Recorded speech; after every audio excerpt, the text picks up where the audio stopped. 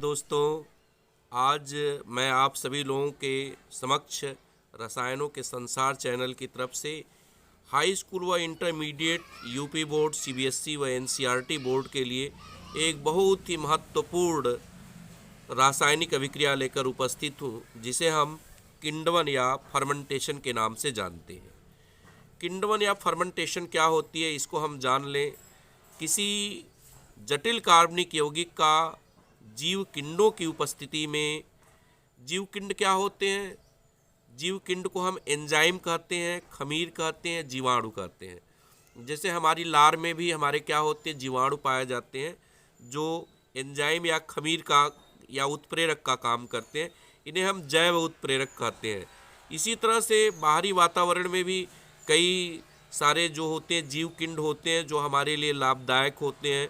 जैसे दूध से दही बनती है, तो दूध से दही बनने में जो होता है, जो दूध को दही में कन्वर्ट करने का काम करते हैं, उसको हम लैक्टोबैसिलस जीवाणु के नाम से जानते हैं, जो एक खमीर होता है, जो एक एंजाइम होता है, जो सामान्यतः जिसे हम जीवकिंड भी कह सकते हैं, जो लैक्टोज को लैक्टिक एसिड में परिवर्तित करता है। इसी तरह से सिरके का निर्माण जो होता है, सिरे से सिरके का निर्माण में जो होता है, माइक्रोडर्मा एस्टी जीवाणु होता है। डबल ब्रेड हुई, पावरोटी हुई, जलेबी हुई, छेना हुआ, पनीर हुआ, इन सब का निर्माण जो होता है जीवकिंडों के द्वारा होता है। जीवकिंड जो होते हैं जटिल कार्बनिक पदार्थों को सरल कार्बनिक पदार्थों में क्या करते हैं, परिवर्तित कर देते हैं। यह जटिल कार्बनिक पदार्थों को सरल कार्बनिक पदार्थों में तोड़ने की प्रक्रिया, परिवर्तित करने की प्रक्रिया जो होती है, किण्वन कहलाती है। यह अभिक्रिया जो होती है वायु की अनुपस्थिति में धीरे धीरे होती है। इसकी गति जो होती है काफ़ी मंद होती है। यह कई दिन या महीनों लग सकते हैं इस अभिक्रिया को संपूर्ण होने में, पूरा होने में। कुछ समय से लेकर कुछ महीने तक लग जाते हैं इस अभिक्रिया को पूरा होने में। जैसे सिरके का बनना जो होता है, सिरे से सिरके के बनने में जो होते हैं लगभग 20 से 25 दिन का समय लग जाता है।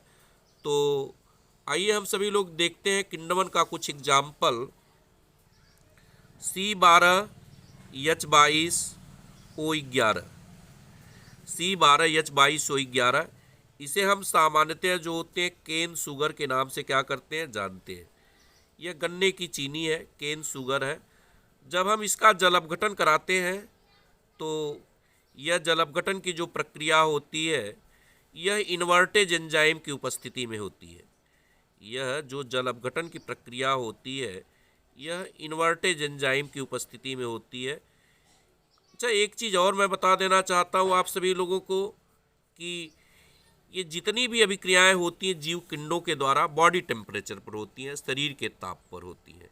जैसे दूध से दही का बनाना है आपको, अगर दूध काफ़ी गर्म है, उसमें अगर आप क्या कर देते हो, उत्प्रेरक के रूप में सिट्रिक एसिड वगैरह डाल देते हो, तो दूध से दही नहीं जमेगी।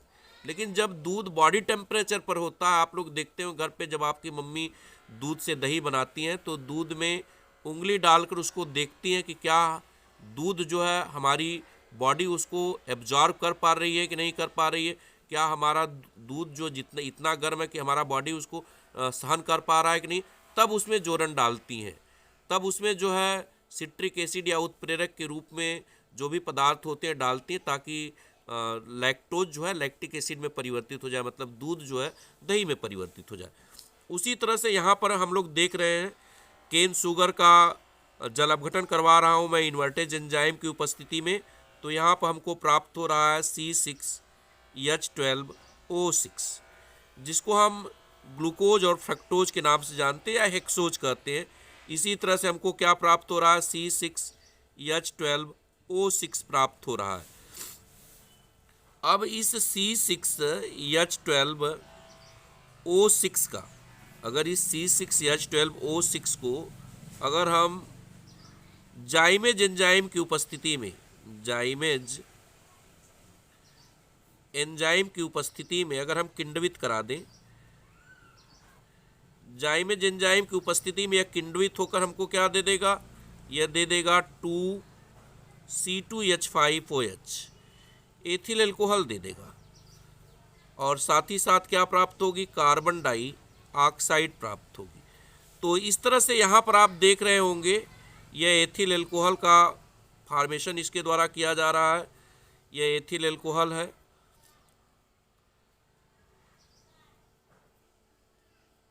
एथिल एल्कोहल बना, अर्थात एथिल एल्कोहल शराब का बनना भी किण्वन की अभिक्रिया पर क्या करता है, निर्भर करता है। किण्वन की अभिक्रिया पर क्या होता है, आधारित होता है। किण्वन की अभिक्रिया पर वह क्या होता है, आधारित होता है। इसी तरह से अगर हम सिरके का भी निर्माण कराना चाहें तो आराम से सिरके का निर्माण हो सकता है।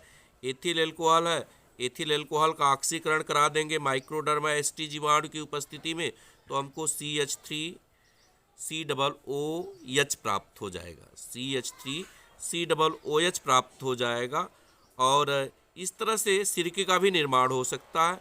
तो मुझे उम्मीद है कि किण्वन अभिक्रिया आपको बहुत अच्छे ढंग से समझ में आई होगी। अगर आप हमारे चैनल पर नए हैं तो चैनल को लाइक, शेयर और सब्सक्राइब करना ना भूलें, ताकि आपको मैं नया अपडेशन आराम से दे सकूं और जो भी महत्वपूर्ण रासायनिक अभिक्रिया या महत्वपूर्ण चैप्टर लेकर आ रहा हूं उसकी नोटिफिकेशन भी आपको मिलती रहे। इसलिए बेल आइकन बटन को भी दबाना ना भूलें। धन्यवाद।